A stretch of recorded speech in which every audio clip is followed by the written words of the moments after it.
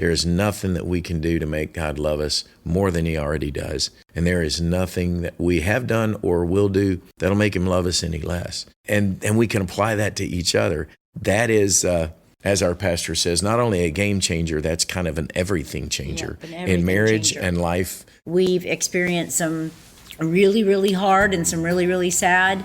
I think the fact that we are still here, maybe just being really honest in our journey and honest about some of the things we have done, right, wrong, or indifferent, maybe would encourage other people.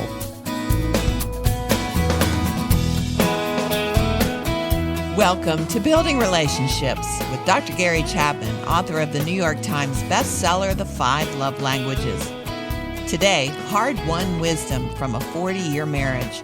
Mary Beth and Stephen Curtis Chapman join us for a guided tour of their love story. And what a story it is. Our featured resource is their book, Still Here, Life Together on the Long Way Home. Go to buildingrelationships.us. And Gary, I can't wait to hear you talk with your long-lost cousins, Mary Beth and Stephen Curtis. Well, I'm excited about this. You know, anytime the name Chapman is there, they have to be great, you know. So I'm really excited. And especially to talk about them, about their life, you know, yes, and their journey together. So, yeah, I think our listeners are going to enjoy our time together today as well. Well, let's meet them. And between Gary and Carolyn's marriage and Stephen Curtis and Mary Beth's marriage, there's 104 years of combined marital experience. So let's get to it. Stephen Curtis Chapman is the most awarded artist in Christian music history with 60 Gospel Music Association Dove Awards, 5 Grammy Awards, 10 certified gold or platinum albums, and he's charted an unprecedented 50 number one singles. He's also the only Christian music songwriter to receive the prestigious BMI Icon Award, and he's an official member of Nashville's Grand Ole Opry. Mary Beth Chapman is a New York Times bestselling author, co-founder and chairman of the board of Show Hope, an internationally recognized nonprofit dedicated to caring holistically for children by engaging the church and reducing barriers to adoption. She holds an honorary degree of Humane Letters from Anderson University and has been inducted by the National Council for Adoption into the Adoption Hall of Fame. Now, here's the important part. Together, they are parents of 6 children, and they are Grammy and Pop-Pops to 7 grandchildren. And their new book is our featured resource, Still Here. Just go to buildingrelationships.us. Well, Mary Beth and Stephen, welcome to Building Relationships. Thank you for having us. I'd also like to say that, you know, my maiden name is Chapman, so there's 3 Chapmans actually represented here. Really? Did you marry your cousin? You know what? I didn't look too far back. I am from Kentucky. You know that, Gary. So, you know, that has been our long-running joke. As far as we know, we are not related, other than the fact we'd been married about 5 years. And you probably, as a Chapman, know this too, but you know, Johnny Appleseed, you know, the legend, of Johnny Appleseed was John Chapman. And I grew up, you know, being told that I was distantly related to Johnny Appleseed, thinking that was pretty cool. And it was a scary day about, 3 or 4 or 5 years into our marriage when my wife one day announced to me, you know, I grew up being told that I'm related to Johnny Appleseed. I didn't, it took me a while to tell her, well, I was told the same thing growing up, so who knows? But anyway, all good. As far as we can tell, there was no connection there other than just the same last name. But that's how we met, actually. We shared a mailbox together in college, and they assigned 2 people to a mailbox together, and Chapman drew us together, and here we are still. South Carolina, yeah. My granddaughter went there. Oh, okay. Well, now there's one in South Carolina, but there's one in the one that we went to is it's Anderson, Indiana. It's just outside of Indianapolis. Bill and Gloria Gaither had a music program there that drew me there, and then Mary Beth grew up in the denomination that was kind of the school that, you know, if you were going to go to Christian school from her church and kind of where she grew up in the Church of God of Anderson, Indiana, that was Mecca. That was the place where you wanted to go. Oh, yes. I got you. Yeah, I'm aware of that school, too. Well, Stephen, let me ask this. Did you have any idea how many weddings would use the song, I Will Be Here? And when you wrote it, did you imagine what it would be like 40 years later? True story. I had recorded that song, and my the producer of that record, dear friend, a guy named Phil Nash, we had just sung the vocal for that song. And backstory, and we share a little bit of this, we've shared it over the years quite a bit, but my mom and dad, who were just a wonderful, I sort of watched Jesus change their lives and their marriage. They got married as kids, babies, and was kind of a mess, but God really did a remarkable work in their marriage. And I grew up as a result in the church singing with my family, and just really had them sort of, and even Mary Beth and I both, when we got married, as kind of the model of how we wanted to sort of do our marriage and our family. Both of our sets of parents, amazing believers, but my parents were probably even more so vocal about it, and really, their marriage was, they counseled people, and so we thought, well, and they really got it figured out. And about 5 years into our marriage, they got a divorce, and it was very, very, pulled the rug out from under me for sure, in many ways, because they were just a stable sort of role model. And so that song, I Will Be Here, was written out of that pain and that just sort of that dark time. Both of us looking at each other saying, wow, we thought, we'd heard him say hundreds of times, divorce is not even a word in our vocabulary. That's just off the table. And then suddenly here they were divorced. And so that really shook some of the foundations, I think, in a way for us. And that song was written for me to say to Mary Beth, hey, you see the panic in my eyes. I see it in your eyes. We know we're a mess. We know we've got a lot of stuff between us we didn't know when we got married that's coming to the surface that is going to take, a long time in the rest of our lives to figure out. But I will be here on this journey beside you by the grace of God. That is my commitment. And so I wrote that song.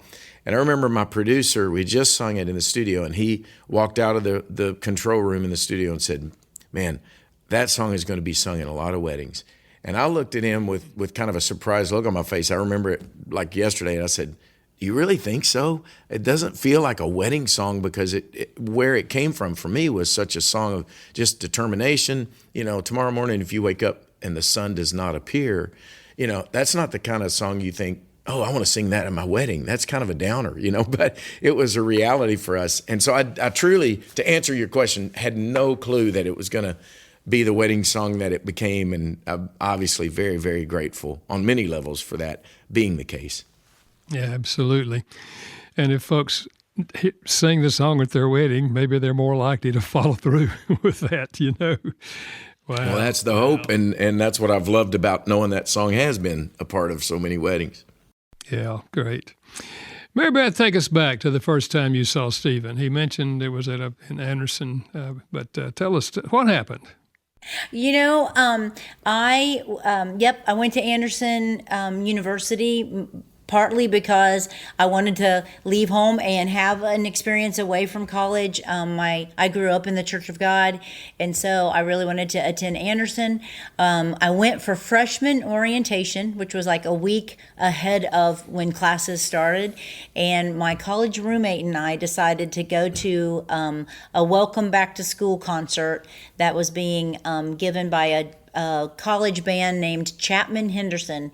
And so the first time I saw Steve, he had a long flowing blonde mullet down to about his shoulders, and he was playing a green, I guess that was a Fender? Green guitar. A green guitar, yeah. I don't know what it was. Yeah. And he had cowboy boots on, and he talked very, very Southern. And I'm from Ohio, and so I just remember kind of looking at my college roommate going, well, that's kind of a cute little hillbilly. and I didn't think anything about it. I had no idea we were sharing a mailbox. At that point in time, I don't think he had introduced himself from stage, so I didn't even know that was Steve Chapman. And so, yep, that's the first visual I had of him. Wow.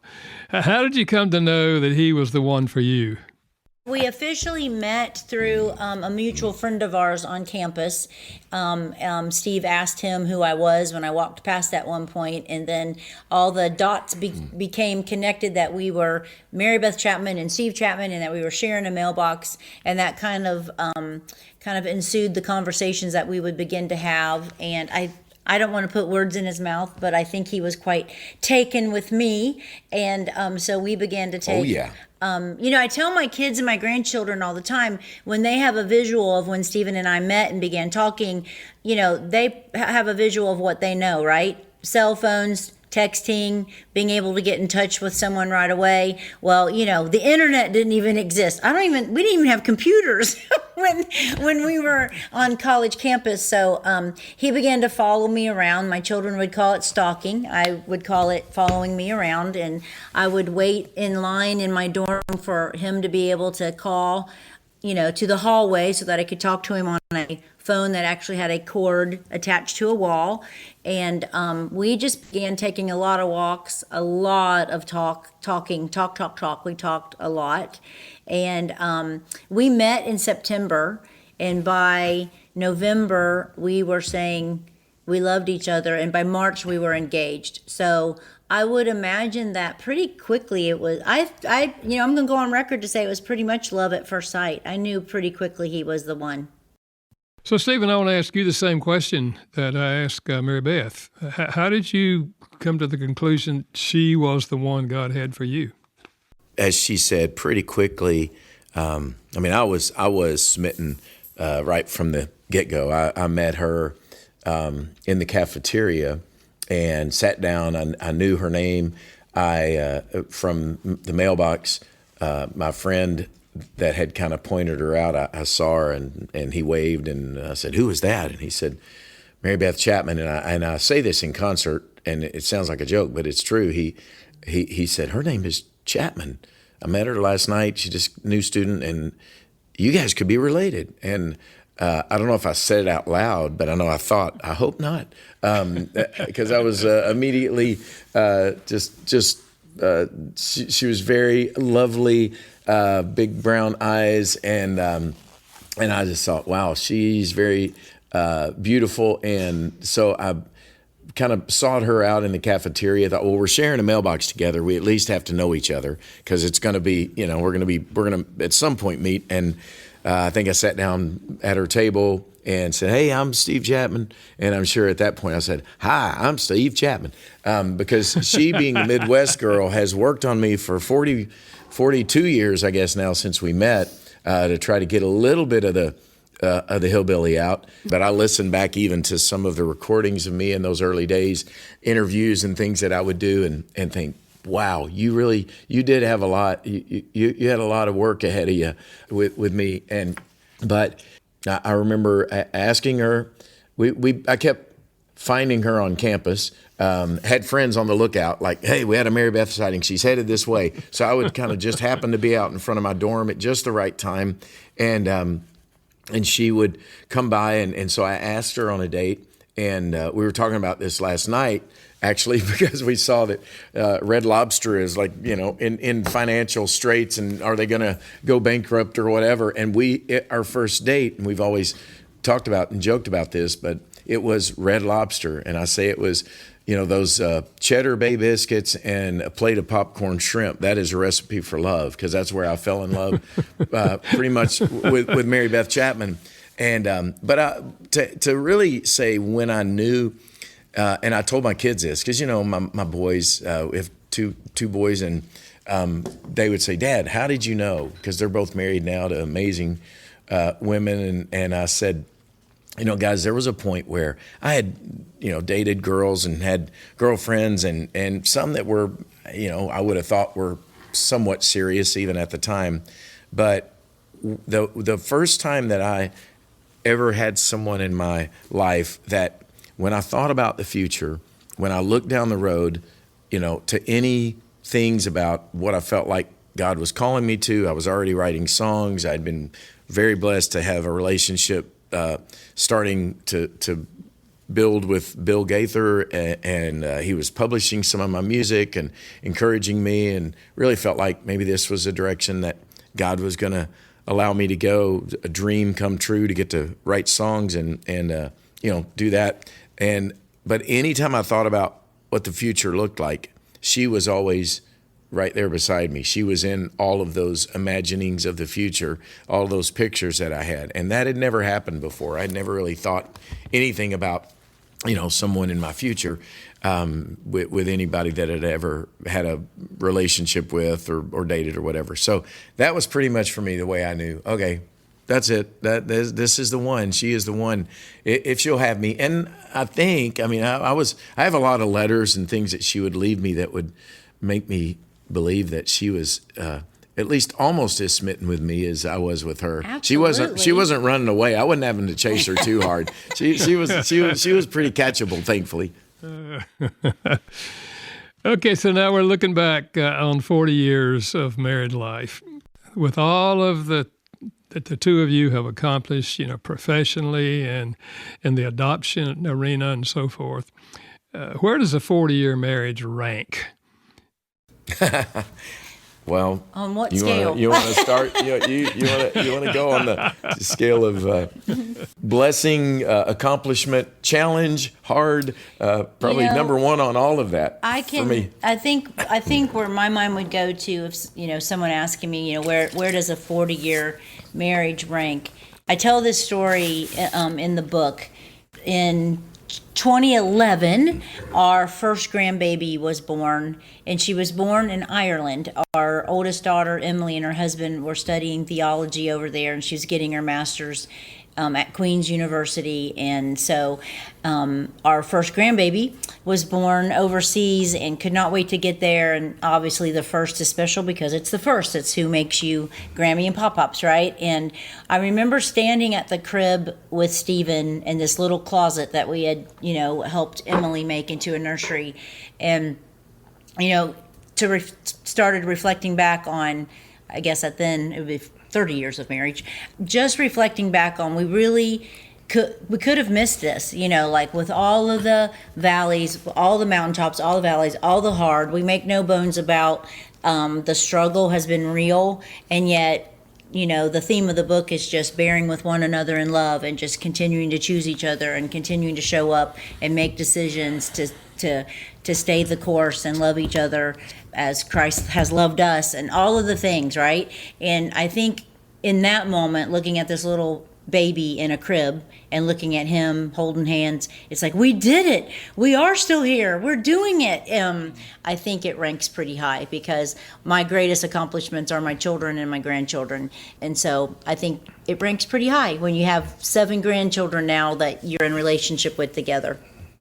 My thought with that, and you asked about the song "I Will Be Here," and from the very beginning of our marriage, it was very much the number one, short of following Jesus until we saw him face to face. It was for both of us, and even we talk about. I tell this story in the book about getting your engagement ring and walking the mall, for miles and miles around the mall, because I knew when I gave her that engagement ring that this was forever and ever. Even asking her to marry me, it was just, there was something with the weight of that I felt. And I really believe, when we talk about it in the book, that there was more going on now that we look back than, even just, hey, I'm going to ask this girl to marry me. But and I don't know all of this to be sure, but just the sense of looking back now from everything to, show hope and what God would do with our family and our marriage in that area to, a song like "I Will Be Here" that has impacted so many that would not have been written apart from our journey together, and the ministry that God has allowed the two of us together, because every song I've sung, every bit of that has been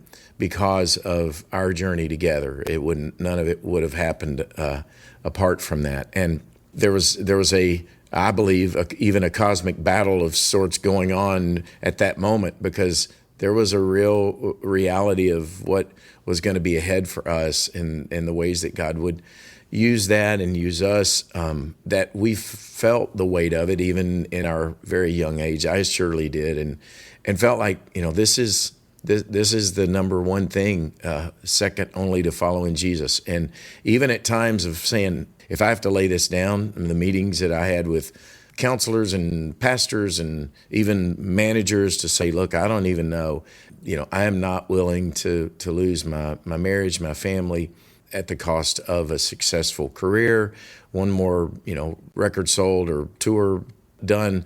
If I can't really have peace that as hard as this is, God is still giving us the green light, giving me to carry on, because I would see the toll that it was taking on her being a mom raising 3 kids. So all of that to say in a long form way that to cross the 41-year mark and say we are still here by the grace of God is number one, only under the banner of walking with Jesus, and that being the ultimate goal of this life. It is to be at this point on the journey with my bride. And I think any of us who have gone through things and had a long-term marriage certainly feel that way. Well, Mary Beth, I've heard that you were both a little hesitant about writing a book about your marriage. Why is that, and what changed your mind?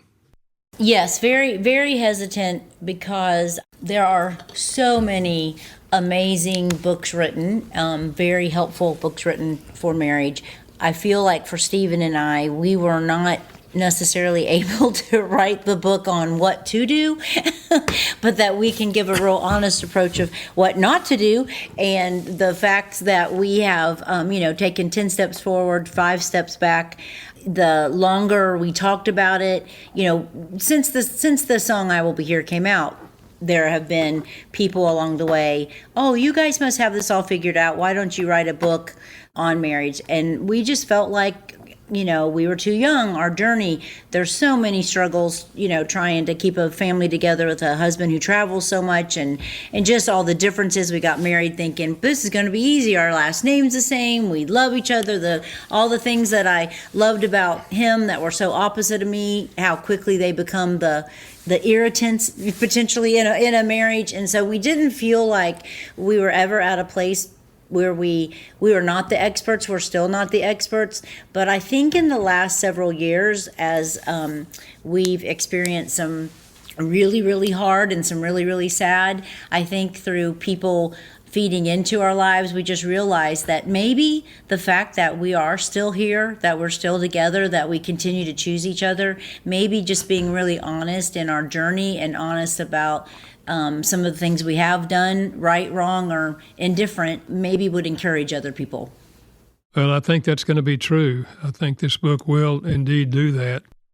Stephen, as you look back, what are some of the most persistent struggles that you all had in your marriage?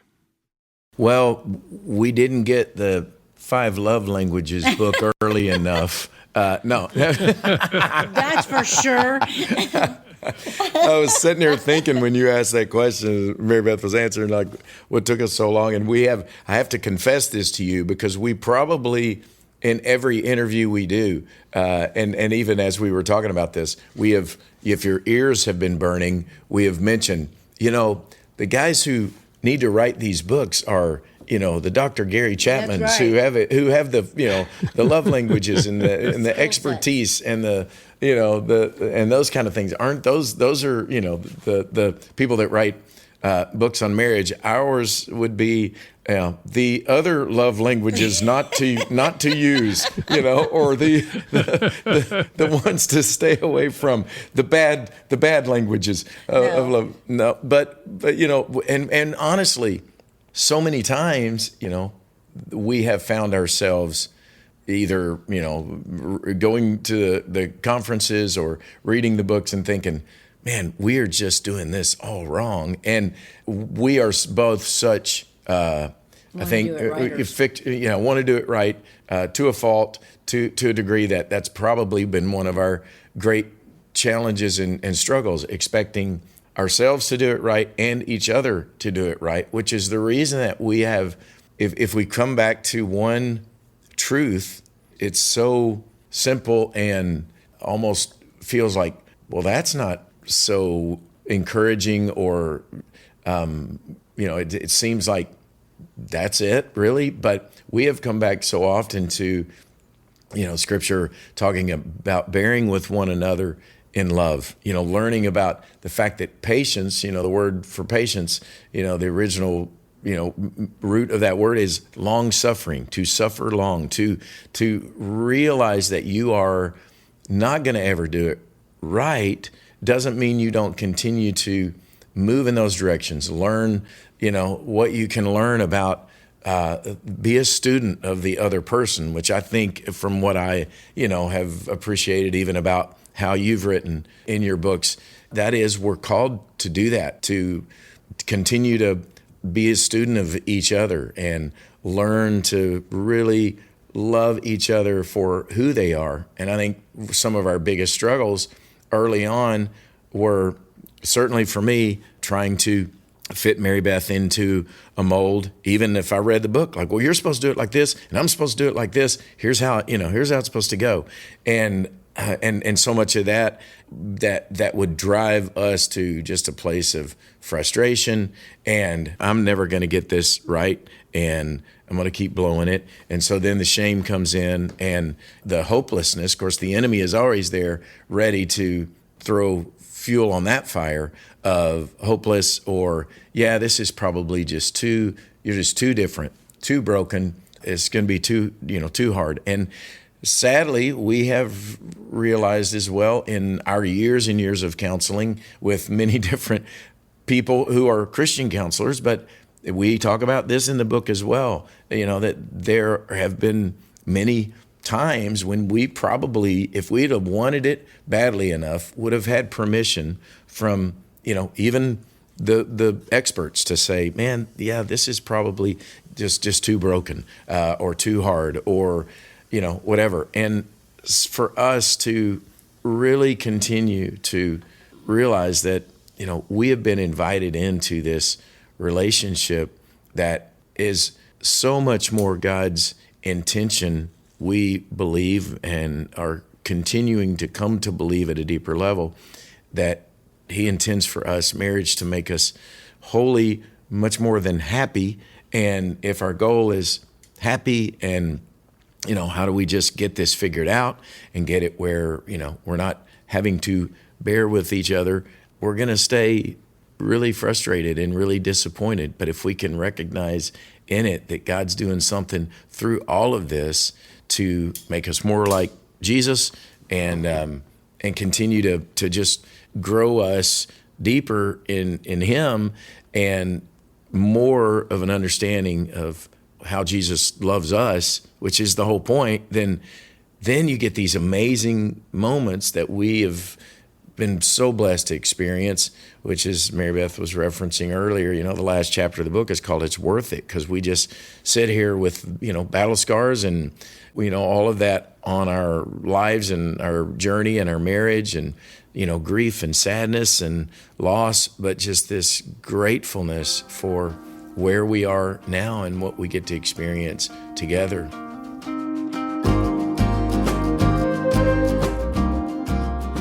You're listening to the Building Relationships with Dr. Gary Chapman podcast. He's the author of the New York Times bestseller, The 5 Love Languages. Our featured resource today is the book by Mary Beth and Stephen Curtis Chapman, Still Here, Life Together on the Long Way Home. Find out more at buildingrelationships.us or go to 5lovelanguages.com. Stephen, as you were describing some of the struggles that you all had in your own marriage, I'm sure that our listeners, many of them identify with that. In fact, I think most marriages have times in which they go through that. I know Carolyn and I certainly did, in which you feel like it's not working, And I think this book is going to encourage a lot of people to stick in there, let's keep growing. One of the things that you all mentioned is that as a part of your marriage counseling several years ago, you took a personality test. Mary Beth, what did you find out from that was helpful to you? Well, This was, yeah, it was crazy. We we took this, we wanted to do it's like we're going to do some preemptive counseling to just really help get us off on the right foot. And so we took this personality test, and the counselor brought us back in his office and he laid the results down, and they graphed him out. And I don't know if you can visualize this, but mine kind of started like on the lower left, and it was just this graph line that kind of went towards the right in an upward upward way, and then Steve started low on the right side and went up towards the left, and so it made a big X on the paper. And he's like, I think I've discovered some of what might be going on. And we're just like, look, we've been X'd out and we haven't even started. And so that goes back to that, it's a mystery, right? It's like just for me anyways, I fell in love with a man who had a lot of qualities that I did not possess. Much more of a free spirit at the time, although, now 40 some years later, we've become much more alike. But, that whole creative mind and the poet and the words and the just so much opposite of me. And then, it's what attracted me to him. And then it doesn't take very long. I think we were on our way home from the honeymoon, and I realized that this was going to be a really long life, and that we better get as many people in our corner and get as much help as we can, because the very things that attracted us to each other were going to become pretty quickly those irritants, right? And then life begins, and then you enter kids into that, and career and schedule and life and all the things, and it can become quite a volatile situation. At least for us it was. And we had to find humor in it along the way. We had to find help in it along the way. And that early personality test was like, okay, well, we're going to have some challenges ahead of us. And as you said earlier, it is true, the old saying, opposites attract. And it's good when you're attracted that way. But then you've got to deal with them in reality. Yeah. Stephen, you talked about going for counseling. A lot of men, I think, especially men, are resistant to going to counseling. But how important was that for you, and how important do you think it is for others? Well, I think, the first thing, and to your point, is what will cause so many guys particularly to resist is pride. I mean, it is a sense of, I am supposed to be able to figure this out, and this is admitting some degree of weakness, cluelessness, need, and all those are things that guys naturally don't gravitate towards as well. And yet line that up, hold that, lay that over Scripture. And everything, that we're encouraged in Scripture to do in order to gain strength is to acknowledge our need, our weakness. His strength is perfect in our weakness. Love that truth so much, need it so much that I wrote a song about it early on in my career, because I needed, all these songs are really I just need to keep hearing them over and over again, myself say it to myself. So I write a song about it. I will be here. His strength is perfect when our strength is gone. That was as much about our marriage as it was any other part of our life and my life, recognizing that God resists the proud. He gives grace to the humble, acknowledging our need. There's wisdom in the counsel of many. It's full of Scripture. And yet that sense, that if I admit this, then, I'm going to put myself in a vulnerable position. I'm going to have to admit that I don't have it all together. I don't have it figured out. And that's scary. And you also add in growing up in the kind of, culture that I did, and Mary Beth as well. She, we talk a little bit about this in our book, and she talks very honestly about it in her book that she wrote a few years ago, Choosing to See, about her journey with depression and all of those things that we grew up where you just prayed harder and trust God more. Why would you need to go look, ask someone for counseling or therapy or help? Because that's a sign that you're just not trusting God. There's not enough faith. So I think it was really my parents' marriage, falling apart, that got us to a place of saying, okay, that is going out the window. We need to acknowledge our our need for some wisdom. It's very clear. Thankfully, God put pastors in our life, Scotty Smith, Al Henson, some great pastors who were counselor pastors initially for us, who were able to encourage us. Hey, we think it'd be wisdom for you to seek out some counsel as well from some godly men and women. And that was a very important part of our journey, just learning the things that, again, you are brilliant in helping people understand, and you've written some amazing books I know that have helped people tremendously with understanding just what is that person saying, and the language they're using, or what their needs are real different from mine, and they're wired differently, and all those things are so helpful and important. And we like, I think every couple needed some of that training and just equipping, and so it's been a huge part of our journey, and we're grateful for that for sure. Yeah, I've often said to people, if you had a physical pain that persisted for a little while, you'd likely go see a doctor. That's right. Well, if you have a relational pain that persists for a little while, why wouldn't you go see a counselor? That's right. Yeah. That's right. Mary Beth, what role has prayer played in your life together? It's essential, right? I am married to a man that prays and prays a lot. And then I have prayed even for him daily, especially when we're apart. But I cannot remember a night that we've been together, physically together, that he has not prayed before we've fallen asleep. And even when we're apart, he'll call home and pray. Super important. I think for me too, and I know this sounds probably a little oversimplified, but I pray a lot. The earlier years when we would find ourselves really frustrated with each other, or just the things that would irritate, the small irritants about each other. There's not anybody on this planet that I love more than the man I'm sitting right next to, and he's my best friend.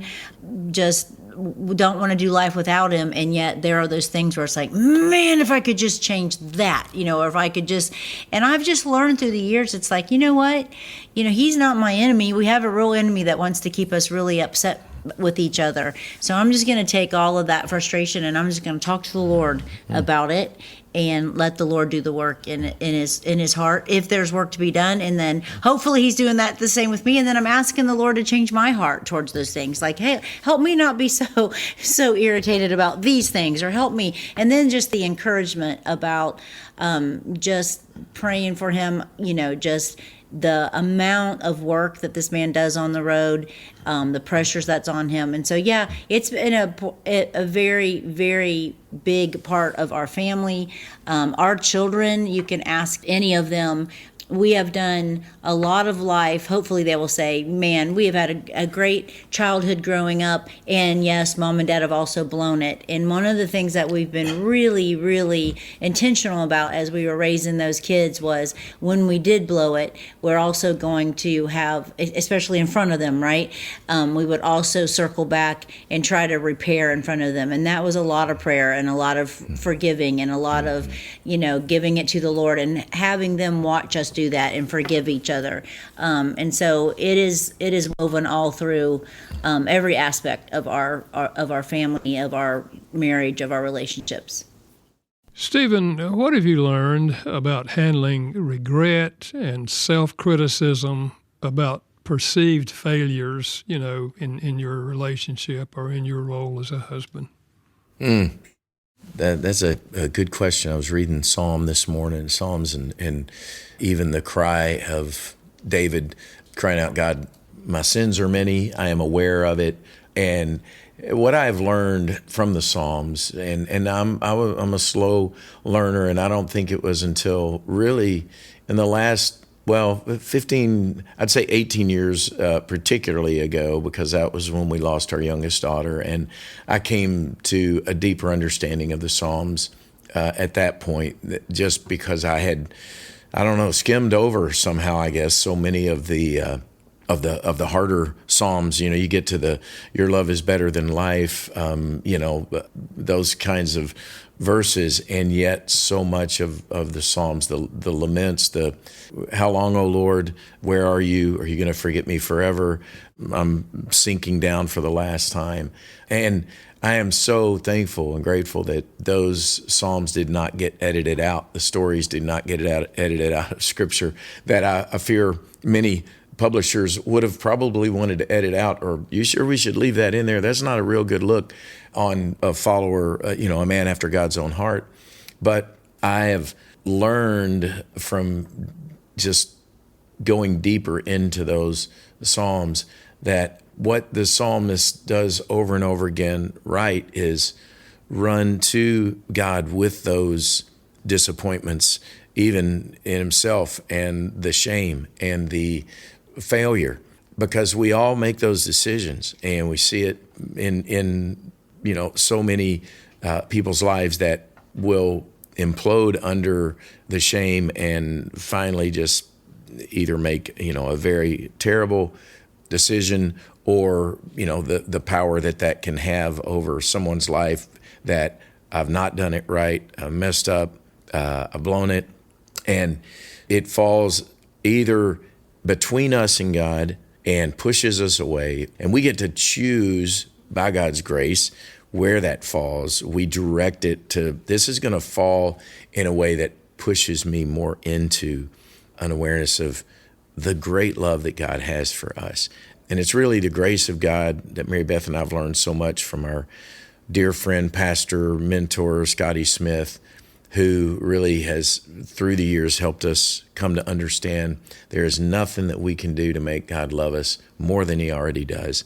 And there is nothing that we have done or will do that'll make him love us any less. And if we can really continue to anchor our hearts to that is the gospel, right? That's the gospel message. And we bring that into our marriage, bring that into our lives, so that we can say, okay, God, if that's really true, then me blowing it, ruining it is off the table. That is what you took on yourself when you went to the cross. You took all the failure, all of the sin, all of the disappointment. And we now have your righteousness and your grace that we can bring into our marriages, even knowing ourselves to be the works in progress that we are, and our spouses, and my beautiful, nearly perfect wife, still a work in progress, and we can apply that to each other. That is, as our pastor says, not only a game changer, that's kind of an everything changer in marriage and life and everything. Yeah. Well, you all are in a new season of life now. I mean, your kids are adults. You have 7 grandchildren. What's the best and maybe the most challenging part of this season of your marriage? I would say that the best part is being at the place where we get to enjoy these places, the taste and see the Lord is good. We end the book with a story about a recent accomplishment, I guess you'd call it, within the last couple of years. That's something that my amazing bride championed for me in a huge way, probably wanted it for me even more than I wanted it for myself. And that was to be inducted into the Grand Ole Opry. On the scale of all things that matter in life, it's not one of those things you go, that's a major thing. But she cared and supported me in that so much. And it's where my career in many ways began, in Nashville at Opryland and at the Grand Ole Opry. And so kind of a full circle. And just the sweetness of the Lord in that, for us to get to experience that together, for us to get to stand on that stage with our kids and our family around us, my dad and mom with me, and my dad, whose dream was to be on the Grand Ole Opry, and just to get to taste God's goodness in that. And moments like that we get to experience now, just getting to walk down to the creek with our grandson, Jack, our 2-year-old grandson, and throw rocks in the creek, and just get to do that together, get to be at this season together is the great gift and the blessing of the Lord. And the challenge is, how do we steward this season well? Because there's still gas in the tank for both of us. Work with Show Hope, ministry, music. I feel like, singing the songs. Just did a big concert the other night at the Ryman Auditorium here in Nashville, and it was wonderful. And there's something special about singing these songs now, 25, 30, 40 years later, almost 40 years next year from the release of my first record. That makes those songs and those truths even sweeter and more impactful than I feel like they've ever been in the lives of people. And that's so encouraging and a beautiful thing. But also, we laid in bed last night watching a show, and Mary Beth's like, when are you going to do that? Just stop and let's retire, because we only have 10 more years. We only got 15 more years. How many more years do we have? We need to be enjoying this season even more, So that's a challenge. That's a hard thing to figure out. I had someone tell me the other day, I thought this was interesting. They're like, when you look at the 50s, the 60s, the 70s, and the 80s, it's kind of like the freshman, sophomore, junior, and senior class. And I'm like, babe, we're in our 60s. We're already sophomores.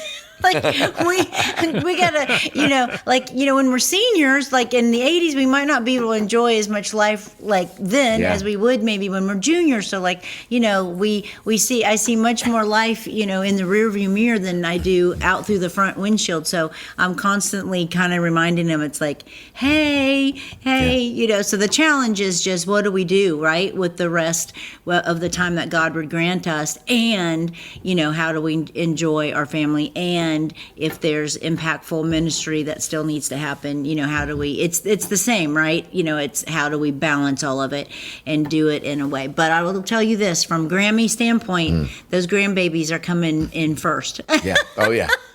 Next to this one, enjoying this one.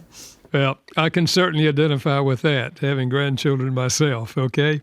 Well, let me just thank you all for being with us on the program today, and for taking the time and energy to write this book. I really think it's going to help a lot of folks. And so keep on going. As long as God gives you energy and gives you wisdom, keep on going. God bless. Thanks for all that you have done in the Christian family and what you will do. So God bless you. Thank you, brother. Thank you all so much. Have a good rest of the day. Thank you for having us. Again, the title of today's resource is Still Here, Life Together on the Long Way Home. It's by Mary Beth and Stephen Curtis Chapman. Hope you've enjoyed the conversation today. Find out more at buildingrelationships.us. Again, go to buildingrelationships.us. And next week, healthy people foster healthy relationships. So join us next week as we work on our people skills. Don't miss author and counselor Deborah Fileta. Our thanks to Janice Backing and Steve Wick for their work behind the scenes.